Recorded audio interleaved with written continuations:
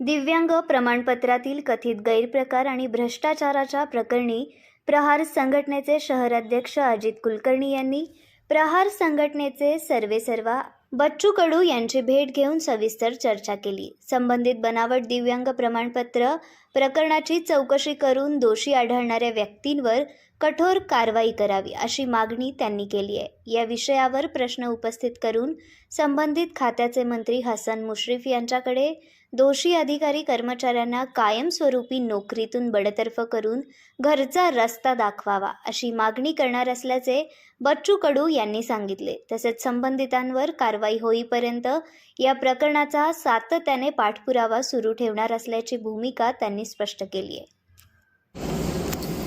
Police आयुक्त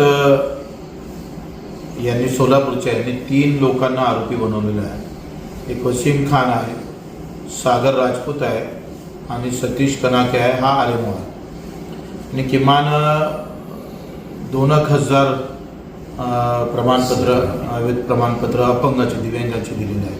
जे दिव्यांग नाही आहे पण त्यांना प्रमाणपत्र देऊन 2-2 लाख रुपये प्रत्येकी घेऊन किमान 20-25-30 कोटीच्या वरती असं करप्शन त्यांनी केलं।